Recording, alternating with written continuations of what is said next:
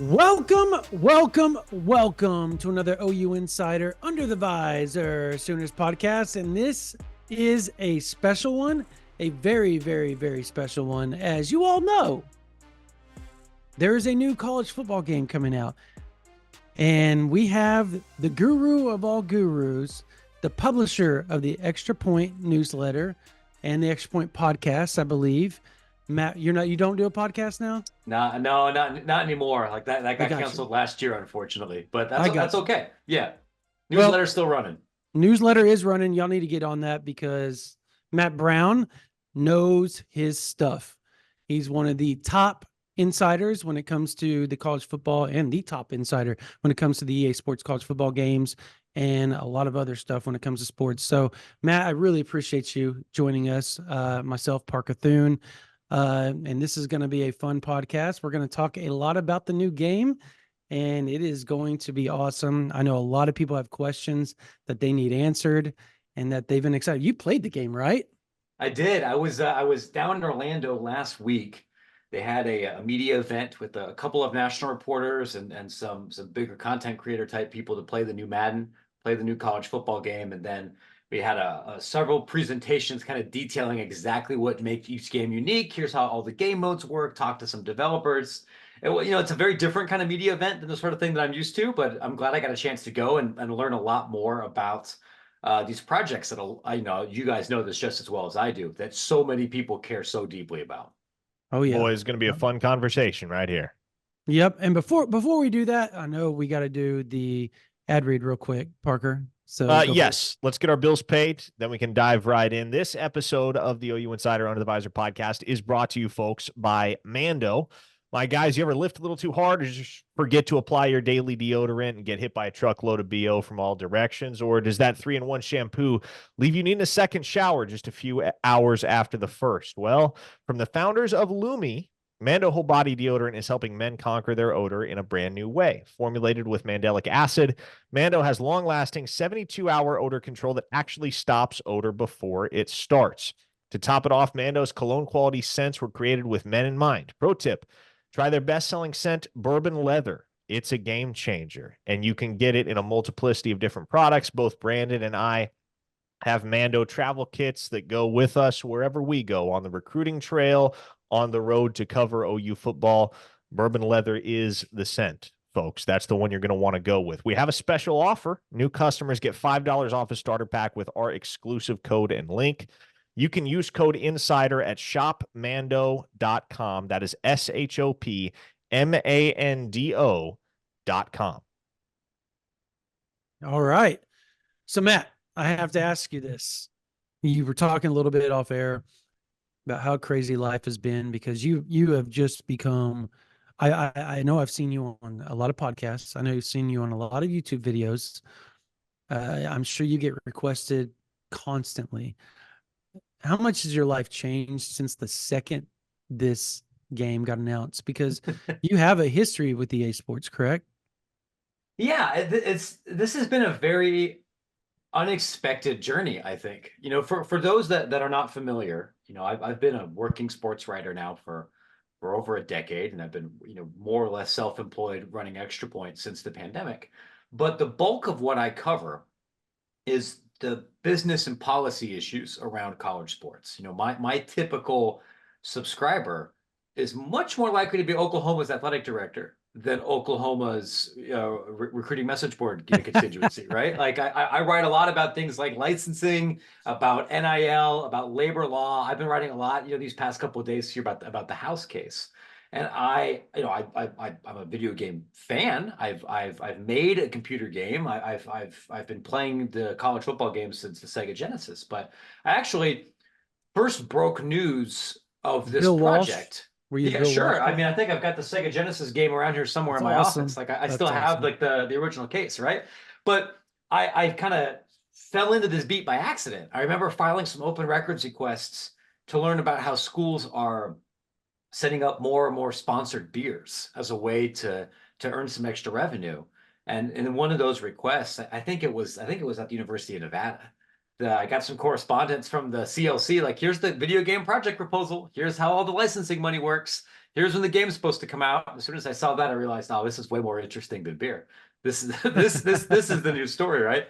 And that I'm lucky and fortunate because that's exposed a lot of new people, new audiences to my work, and many of whom have realized, hey, turns out I'm actually interested in some of these other things here too. I think I'll stick around. For other people that aren't, I appreciate you sticking around a little bit here, and it's helped me really get a chance to develop a lot more sources at EA and in some of these big licensing companies, so I can learn more about an industry that I think is going to play a larger and larger role in college sports over the next several years. So you've totally just turned this podcast, because after we talk to college football, I've got to talk to you about what's happened over the last week. It has been insane. But we'll start with the college football because that's what a lot of the people are going to come here for. But you're going to get and NIL settlements stuff too. Typically don't perform as well on Chartbeat or SEO search demand. Though I understand too. I got bills to pay. All right. So let's talk about it. You played the game. Mm-hmm. Speaking of NIL, I've got to know that up front. That's what everybody wants to know. Dynasty mode. How in the hell is this going to work with the NIL? Like, how is this going to work? It's a good question. And we had a long presentation about Dynasty mode. I had a chance to talk to a couple of the folks that really got in the weeds in making this. And on one hand, and I think this should make some fans feel better, everybody at EA knows that Dynasty mode is the most important mode and why overwhelmingly the most played mode for college football fans. It's not the same thing as Madden, where Ultimate Team and some of the online play have a bigger deal. Like the company knows America wants to get this game, start at Kennesaw State, turn them into a powerhouse, and then maybe go switch to somewhere else, right? But recruiting and roster management has changed enormously since the last game came out. What they told me here, one is, like, you're not going to be running a budget and a payroll like you might be in like out of the park baseball or something, or in Madden, and have that be your NIL, right? You're not going to have a player come up to you and say, actually, I want $500,000, press A to renegotiate or something. Like, that doesn't show up in the game. They have a recruiting factor. I think it's called like team brand. That's kind of a stand-in for NIL, but the transfer portal is extremely in the game. And so you as a coach have to decide, do I want to try to build my roster primarily through high school recruiting? Do I want to try to build it primarily through the portal, where I'm not going to have as much time to scout players. I'm not going to have as much time to build that relationship, but I can maybe get higher caliber athletes than I could out of high school. Do I need to do both? And you'll be able to see on a week-to-week basis, based on how your team is doing and how well you're keeping promises that were made and who's getting playing time. You'll have an understanding for who on your roster is at risk for transferring. So you can go into the off season or when that portal opens with a little bit more clarity about where your roster needs are going to be and who might be leaving and who's not, right? So you might make the decision, this season's a wash. Let's go play the youngsters because I want them to stay on the team, rather than maybe trying to do everything you can to make the Gator Bowl, which is just like what happens in real life. So I got one more just to piggyback off that. So what you're saying is that there's not going to be, like on NBA 2K, you have to buy VC constantly. And I figured what they were going to do is they were going to make you buy like this, fictitious currency. Yeah.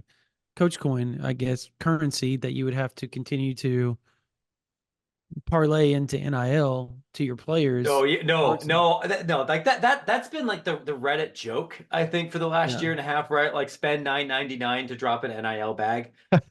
that mechanism was not in anything that we saw in this presentation. And what staffers have told me, on background for like the last 9 months is like, will you be able to do that in college football Ultimate Team? Like, spend $10, buy some packs of players? Yeah.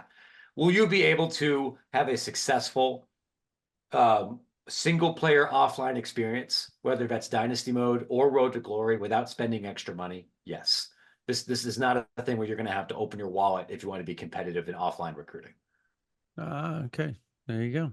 Here's what I'm wondering, Matt, and here's what I think a lot of folks are wondering, because it was very, very specifically referenced in some of the original reporting about the game's pending release that, hey, this is going to be different than Madden. This is not going to be the same animal that Madden is. So having played the game mechanically and otherwise, what can you say about the distinctions between EA Sports College Football 25 and the Madden that most everyone is accustomed to? Yeah, it's a good question. And there's a couple, I think, specific things about Madden itself that I don't think I'm supposed to say yet. But I can tell you, here's one example of something that really jumped off the when I played both games. One of the really big differences between college football and the NFL is the talent gap. Everybody in the NFL is a pro. Like some of the worst dudes on the Panthers and on the Patriots were all conference college football players. They're very talented guys. The worst dudes for New Mexico or for Georgia State are really good football players, but they're going pro in something other than sports, right? Like the gap between, Carson Beck and the third stringer at Kennesaw State is very, very, very significant, much wider than it is in Madden. And playing the college football game, you can tell if there is a big talent mismatch between two position players or between two rosters. The margin of error and what you can kind of get away with is going to change a lot. I wrote about this in the story today. One of the games I fired up was I took Ohio State to play on the road at Ohio, where talent-wise, there's going to be a huge difference at most positions. And if you are a 165-pound MAC defensive back and you don't take the right pursuit angle and you try to tackle a five-star running back, you're going to bounce off of him. Or if you do get him, he's going to carry you for 4.5 extra yards. That's what happens in real life, right? Sure. If you take the right angle, you can still tackle him, but like your margin of error in that interaction is going to be diminished. I was playing as Ohio State. I made a couple of wrong reads and I threw it up to Emeka Ibuka and he still caught the ball in double coverage, or was able to outmuscle somebody, which is what you'd expect. So if you're going to play as Akron and you're going to play against Oklahoma, it's going to be very apparent to you that it's future buff dentists against future NFL players, and you're going to have to play accordingly. In Madden, if Pat Mahomes is going to look different than other quarterbacks, but I think that difference isn't quite the same. And because you have a huge talent variance, that also means that there's going to be more unpredictability over the course of the game. I don't want to insinuate here that like the college football game is NFL Blitz. It's not. Like it's not a crazy over the top arcade sort of thing, but the game plays much faster, much looser, and I would say that the chances of something maybe unexpected happening are much higher than they are in a more animations focused, tighter NFL experience. Well, that generally is how all college football has always been, right? Some of the craziest. I played a game where I had the revamped on the 360, Sure. right? So my son and I were playing the other day, and one of his players like fell on top of mine, and I thought he was down. Dude gets up and starts running with the ball, like, Yeah. and it's just like that's just kind of the way real college is, right? Like I can't remember the kid from Arkansas and the running back. He's originally from Arkansas, but he played at Auburn in the national title game in 2010 when he rolled over top of the Oregon guy and took off running. Yeah. Dyer, Michael Dyer. Yeah. Michael Dyer. Yeah. And it's just those type of things that I think if that's not in a college football game, then what are we doing? Because college football is dramatic and it's wild and it's unpredictable. And that's why we all love the sport as it is. Okay. Yep. So let's go to, did they let you do any Road to Glory stuff, or do you have a lot of the background on that? I do have a lot of that back. I didn't get a chance to play Road to Glory, but I sat in a 2.5 hour presentation where we talked about a lot about it. And I can tell you like that mode is going to be pretty different from the last time. But I think on the balance, I am optimistic about those changes. I think people will come to like them. What changes do you expect to kind of be the biggest ones that people are going to notice the most, that is going to change the way they go about their play and maybe pick positions or, all that type of stuff to make it to that level? And is there real high schools? Like that's all is it like, is that? Oh, no. It's honestly, I think it's a very, very different experience. So the thing that I think a lot of fans are going to be like, oh man, the high school's not in it. You start right when you're creating your recruit. You start during the recruiting process, and you can decide, okay, am I going to be a 5-star guy? Am I going to be a 4-star guy? Do I want to be a walk-on? And you do a questionnaire and you talk about some of the kind of things that are important to you as a player. And picking a school, like, are you really focused on getting early playing time? Are you focused on your NIL, your branding? Like, are you focused on winning, right? And based on your recruit profile and based on the things that you say are important to you, you'll get your list of offers, right? If you say, hey, the most important thing to me is to play right away, and you're a 3-star running back, Alabama's probably not going to offer you. Now you can walk on in Alabama if you want, but like, that won't be on your immediate menu here. Once you pick.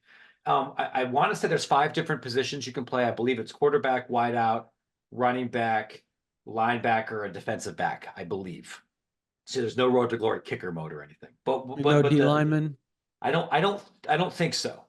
But the kind of gameplay loop is really different. And honestly, this is where I look at this with some. I think this could play out pretty well. As a player, you're responsible for managing, I want to say it's like 5 different variables, right? 5 different things you can level up. You can level up you have to worry about your academics. If your academics are too low, you'll be academically ineligible and you can't play. Oh, you have to manage your coach trust, which determines your playing time. And that's not just how you perform on the field, but how, your leadership, right? You have to manage your health, which is going to be a much, much bigger part of the game than it was before. You're going to manage your NIL brand.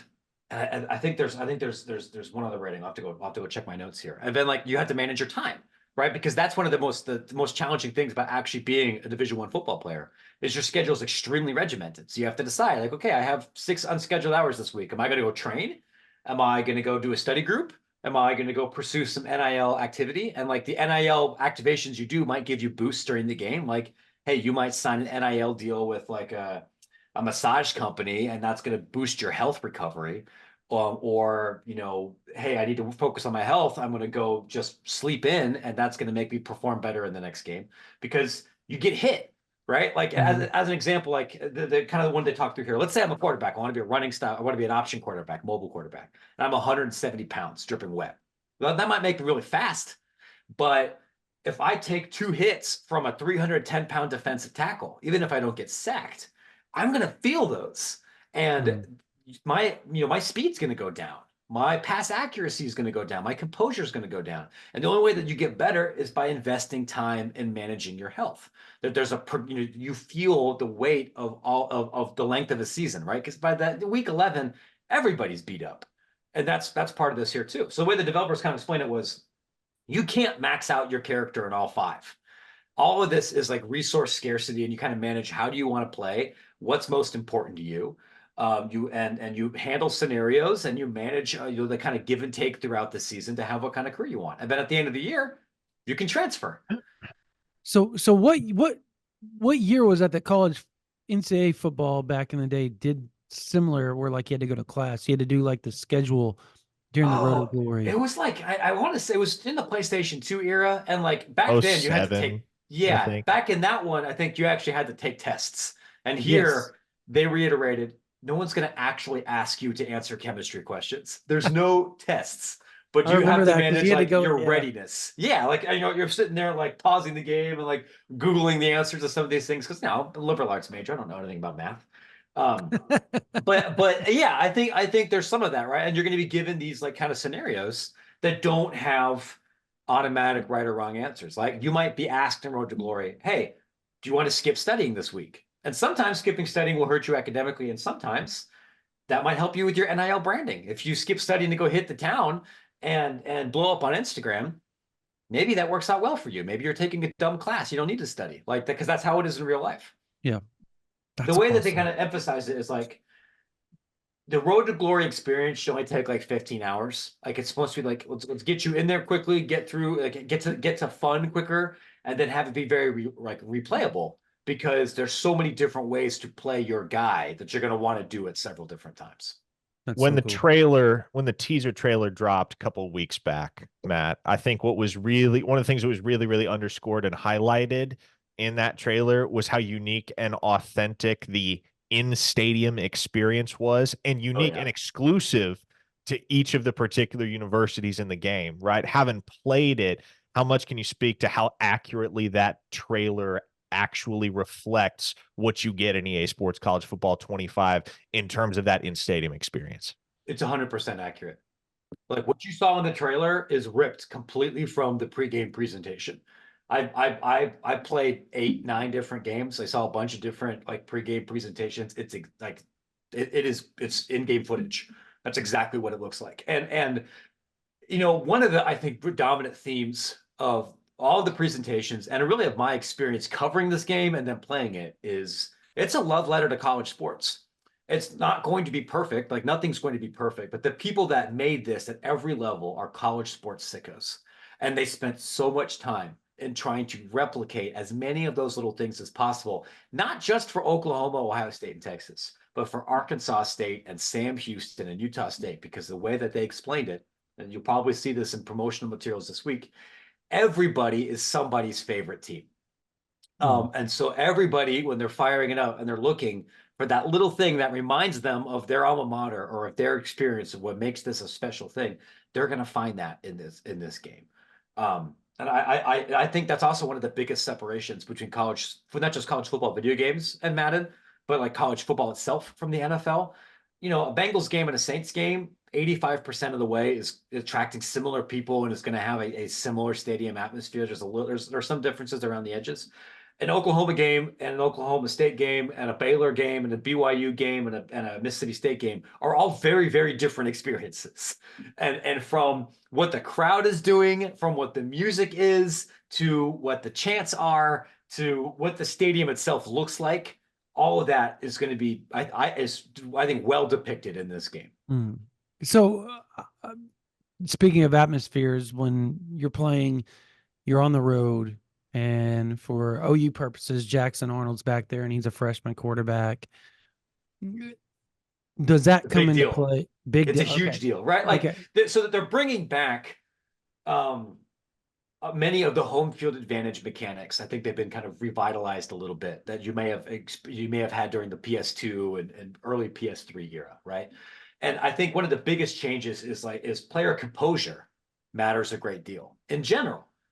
You're going to know when you're playing with a senior versus a freshman. And you're going to even know when you're playing at home, like the senior is going to, or somebody that has a higher awareness rating is going to be able to do more pre-snap reads. Is going to be able to better diagnose coverages, maybe better than a freshman can. But the game wants you to feel afraid if you're playing in Death Valley at night. And if you're playing with a bunch of freshmen, and then you kind of have to decide, like, okay, one mechanic you could do if you're starting a true freshman quarterback and you're playing on the road in a hostile SEC environment, is you decide, maybe I want to go conservative. Maybe I want to build up my quarterback's confidence.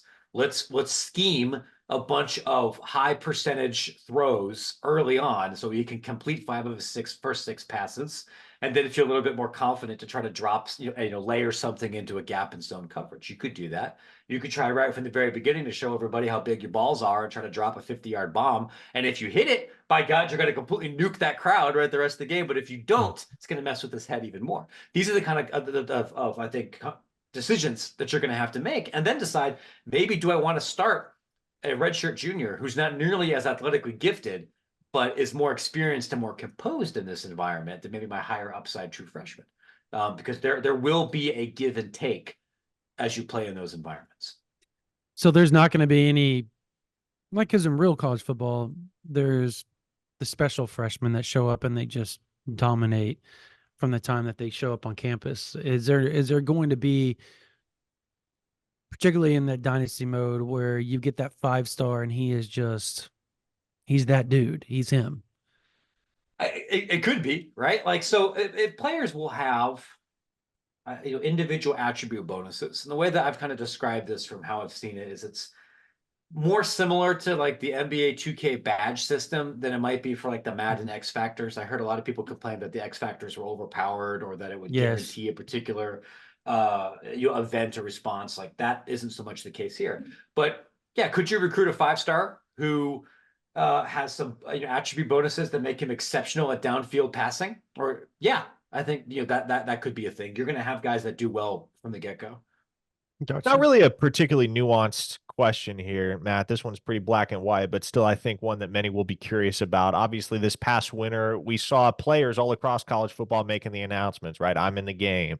I'm in the game. I'm in the game, announcing their individual partnership with EA Sports to put their likeness in the game.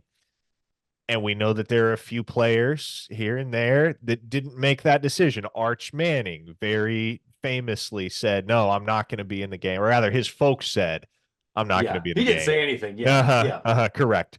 But for guys like that, I think back to MVP Baseball 2005, where Barry Bonds' replacement was big old white guy named John Dowd, right? So for players that aren't in the game, are you going to have placeholders, or do they just not exist? There's going to be a backup quarterback for Texas, and my understanding is that that person's rating and appearance will be tied to historical averages, and maybe some tweaks so they don't look like Arch Manning or anybody else.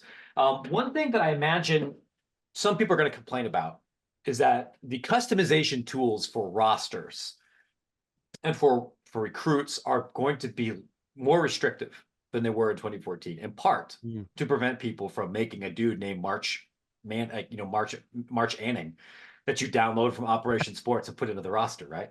Like you aren't going to be able to completely change the names and attributes and everybody of your current players, on your roster.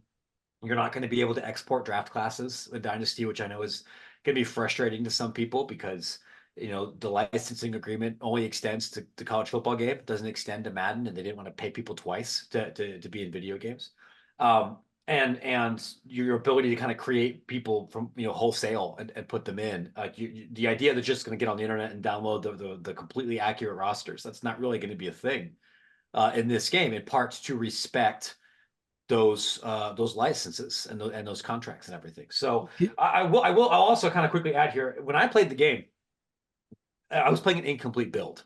And one of the things that's not completely done is putting in all the guys that opted into the game, because you've got to do you're not doing full face scans here, but you have to render 13,000 people or 12,000 people or whatever it is. So, I look from when I saw the rosters, the people were telling me, like, don't draw any conclusions about who's in the game and who's not right now, because we have thousands of people that we have the rights to. We just haven't put them in. Like when I played Syracuse, I think everybody had Kyle McCord's player model, even if they were like a tall black guy, like their face looked like Kyle McCord. And we have to fix that, right? So I can't tell you how many people other than Arch Manning aren't going to be in it yet, because what I saw wasn't a representative sample. I guess with the whole draft, import and not wanting to pay, how everybody's got, I was upset when I kind of frustrated me when you said that, because that was something I expected to happen. Why would they have to, if they're in the EA game, right, and somebody imports them, because somebody's going to create the draft class on Madden and you're going to do it anyways. So why is it why do they have to pay them for both when, and this may be a stupid question, when they're strictly in college football, the person playing the game is actually the one putting them in Madden. EA is not putting them in Madden. Is it just because it goes from EA Madden to EA college football and it has their title on it? Is that just kind of how that works? Yeah, I think that's a big part kind of of seems semantics at that point, right? Like it's I can't right now. I can't speak on the record to whether you can create a draft class in Madden. Maybe you can, maybe you can't. Like you can't. You could on the other Madden. Well, for this year, I can't confirm or deny. I got you. Right? Gotcha. Yeah. They want to be overly compliant, especially given the legal history of this game, with both the letter and the spirit of the rule. And the license that was sent out to everybody is only for the licenses tied to EA Sports College Football 25 and any what they call like derivative works, right? So if there was a mobile companion app to help you manage recruiting, the license would cover your depiction in there. Or if you're in a commercial, it would be for there, but it wouldn't for any other EA game. And that's honestly, like, that's true on the Madden side too, right? Like if you are an NFLPA legend, and you retired in 1997 and you appear in the Madden Ultimate Team mode, you have to sign a different contract and you have to be paid again to be in the college football Ultimate Team mode. Could this be feature sets that are restored or added in future games? Sure, I think that's possible. There were all to squeeze everything into this year. I think there were several things that developers would have liked to have done that couldn't be fit into this edition. So I don't want to say that feature set is gone forever, but if I was to imagine one of the things I think consumers are going to be most frustrated with, I think some of the roster customization tools taking a step back is one of those things. Now, like there's still Team Builder. You can put in Tulsa Central Catholic or Central Oklahoma in the game if you want, and people will be able to share and download those logos and those uniform sets and everything. But for the individual players, it's going to be more restrictive. Gotcha. Let's go beyond Dynasty mode and Road to Glory, because I think one of the cool things about NCAA football games of years gone by, right, is a game mode like the College Classics mode. I think about from maybe the 04, 05 era, where you'd get dropped in a scenario of a famous college football game from years gone by, and you'd have the chance to basically rewrite history, right? Is there, if we're talking about game modes beyond Road to Glory and Dynasty mode, are you, say, going to have the option to throw a Hail Mary in the 2013 Iron Bowl instead of kicking a 57-yard field goal? Yeah, that was a fun game mode. I get asked about that, and I get asked about Mascot Mashup a lot. Those two, to the best of my knowledge and according to the game that I played, they're not in the game this year. There are mini games that you can play as a play now, right? And I think that those are similar mini games to what you might have seen in Madden or some of the older college football games, right? Which, like, for spring practice, if I run this running back drill, then my ratings will go up, leading into the season. Like that kind of game is available. But those other features I think are great examples of things that the developers want to do. And we know there's fan interest for, but you can't squeeze everything when this was really kind of impressed upon me a lot. You have to rebuild basically everything from the ground up when you haven't done a game for a decade. You can't just Control-C the code for NCAA 14, Control-V in the new environment, make a couple of tweaks and say, okay, we got the shell of a game. The development doesn't work that way. And so when you have to spend so much time building the initial infrastructure to make a different college sports game for a PS5, that takes a lot of time. And time, that means that maybe you don't have as much to spend on adding some of the extras, at least in the beginning. He said Control-C instead of Command-C, Brandon. We've outed him as a Windows man. Yes. True. Yes. True. Yes, that's very guilty. true. Guilty as charged. So, I guess I was watching, obviously, Oklahoma Breakdown with Teddy and Teddy Lehman, Gabe Ikard. Obviously, we know both those guys were elite players during their time at Oklahoma. And the question Gabe Ikard actually posed to Teddy Lehman was, he was on the initial, the team card portion of it all back in the day on the old college football, because he was one of the all-time greats, won a Butkus. Yeah, obviously he was All-American, all that type of stuff. Are they going to bring those, if those guys signed a contract back in the day, allowing them to be part of those all-time, just like in every other, like Madden and 2K, when you do the team cards and stuff like that, and you said that's part of the build a team, or what's it called on Ultimate Team. Ultimate Team. Yeah. So are they going to have those guys, since they signed a contract back in the day, allowing their likeness? Does that still roll over to this, or is that a completely new branding that they have to reach back out to those guys to get? It'll totally new paperwork. Gotcha. Now, granted, I assume most of the people that signed up before will sign up for this because it's free money where you don't have to do anything. Right. People opting out of those agreements is pretty rare. I noticed Barry Sanders announced recently that he did. There's a couple of high-profile basketball players that habitually refuse to do so for NBA 2K. Like, that's why you don't see Reggie Miller or Charles Barkley. I think Rasheed Wallace. There's a couple other guys that are generally not in that licensing group, but the vast majority of them, I imagine, when they're given that deal, will opt into it. Can you create a playbook, Matt? Yes. Let's go. There are custom playbooks I want to say there's 134 different pre-built playbooks. Some of that was still like I think some of the bells and whistles were still being ironed out in the build that I played, but like, you know, almost every very visually, schematically different thing in college football you can find in there. Like the Wake Forest slow mesh is going to look very different from Army running the option, which is going to look very different from how Oregon does it.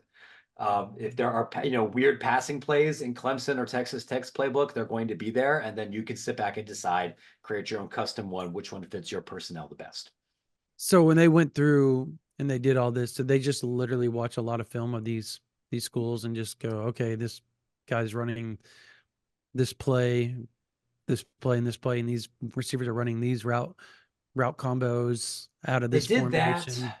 They had PFF help them, and I think PFF is probably going to be involved in some of the player ratings as well. And they've brought in ex-coaches historically, and I believe this time around as well, to serve as consultants to to verify, hey, is the guard pulling correctly in this kind of play? Or if I'm playing Georgia Tech under Brent Key, like what are the kind of things, do we have this accurate, right? So it's not just a handful of developers at EA watching a ton of film. They had outside help too. That's awesome. The coaches part, will the real coaches ever, in your mind, be in this, or do you think they'll kind of stay out of trying to get them on board on this stuff? Because I think it would be a good recruiting tool for the coaches, right? In real life, like to be their faces out there. The kids are going to play it incessantly.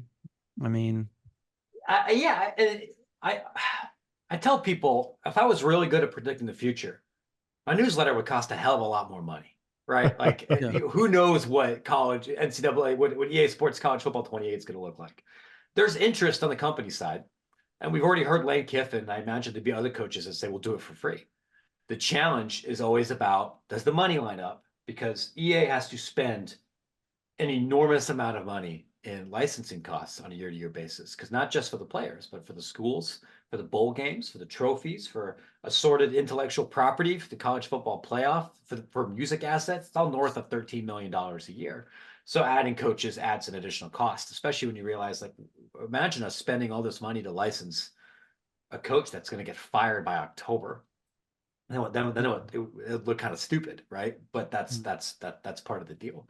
I'm not surprised it didn't happen this year. It wasn't just about money; it's also about time and about logistics. One of the things that like Madden can do, for example, to really get a very realistic rendition of a coach, and for a lot of their players, is they can bring these trucks out to the combine, and they can bring trucks out to the Pro Bowl and to other events and scan everybody.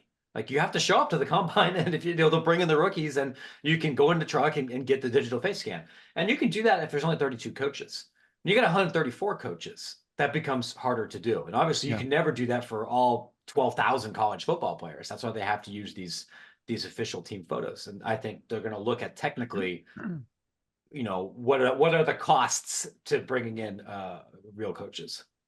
Matt, this has been super insightful. I got two more things I want to fire at you, and this is super nerdy stuff, like very, very intricate level stuff here. But just because I think these are the last two things I'm curious about. Because like I said, I think you've done an awesome job laying it all out. But uniform options, i.e. mixing and matching current versus throwback schemes. We've seen different iterations of such a feature in the past on the various football games at both the collegiate and professional level, and then also FCS representation in this game. So the first one I can answer, they are not done, or we're not done adding every single uniform with the build that I played, but the number of options that you had were I surprised even me. I think I fired up a game with BYU and there were like 16 different combinations, and you can't mix and match, right? If I played a game with Tulane, if I want to wear the baby blue Tulane tops, the baby blue Tulane pants, and like the chrome green helmet and black socks, I can do that. If you want to wear the blackout uniform, Ohio State top, silver pants, white hat, you can do that too, or silver hat. There's a lot of flexibility there. And I think every school has at least 3 options. 6 is going to be pretty standard once everything's put in, and obviously for the Oregons of the world, it's going to be like 22. And potentially they might add more as kind of DLC or bonus content later in the year. For FCS, they're not going to be a part of this game. I do not expect them to be a DLC later this year. I know that was something that was kind of talked about earlier in the development process. I don't want to never say never. Like there's certainly interest, but again, it goes back to that same issue, right? You have issues about licensing costs. You don't want to pay FBS players and not pay FCS players. You have costs about disk space, about dramatically increasing the number of everything else in the game, and you have time, right? One of the things that is technically one of the most difficult parts of this game that I don't think fans totally appreciate is rendering stadiums. I want to say there's a little over 150 stadiums in this game. I think every stadium but one of FBS institutions is in there. Hawaii's isn't, because Hawaii's doesn't like really exist right now. And like Northwestern's is the old Ryan Field. But that took 2 years to do all of those things. And it's a really big technical labor cost to do more. So to add another 110 for the FCS is not something you could turn around in 2 months. Could it happen in the future? Sure, it could happen in the future. Tons of FCS schools are extremely interested. Many of them reached out and asked, what do we got to do to be in the game? But that would be an example of a thing that was pretty easy to say, not going to happen for this release. Sure. Gotcha. Fun, real quickly on the NIL point of in real life. Really appreciate you diving into this college football stuff. People are going to love this. What they know now compared to obviously what they didn't know heading into Wednesday. But the NIL stuff that was, decided last, I guess with the NCAA coming out and saying, and the conferences saying they're going to, I guess, back pay. Is that my understanding of former players? Like, yes. Can you explain in layman's term for everybody what the hell just happened? And how does this affect everything moving forward? Okay, I'll do my very best here in like the last 10 minutes here that we got, right? So you had a massive class action lawsuit involving over 10,000 former college athletes who played in 2016 up to before 2021, who are saying that we lost out on financial opportunities because of the NCAA's now changed NIL rules that prohibited the college football game from being released during those years, rules that prohibited athletes from engaging in sponsorship deals, from sharing in broadcast revenue rights. And there was a big class action lawsuit.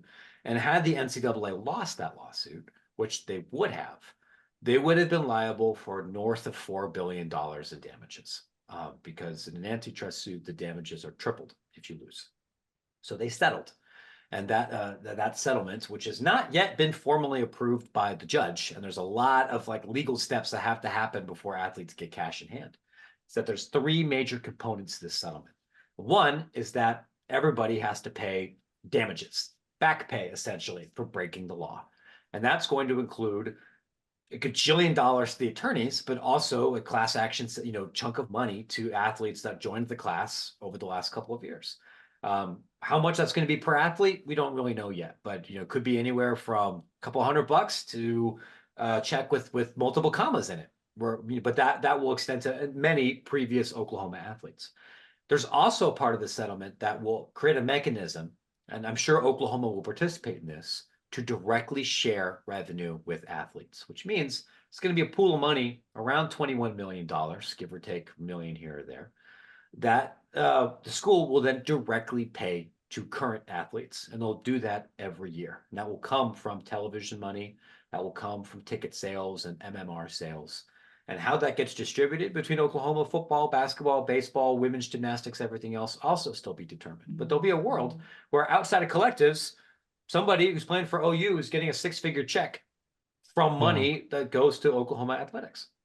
And then there will also be changes to NCAA governance, which could change everything from scholarship limits to roster sizes to the ability of the NCAA to enforce NIL rules. So we could see a world where Oklahoma baseball decides we want to offer 25 baseball scholarships. We want to give a softball scholarship to every woman on this roster.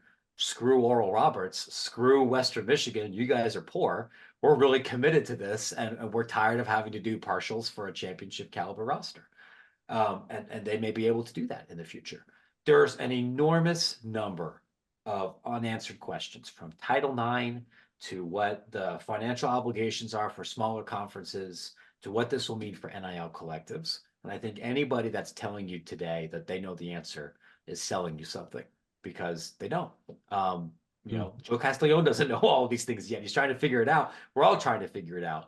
But I would tell people that what happened last week was at least as big of a deal as Board of Regents in 1984, which deregulated television.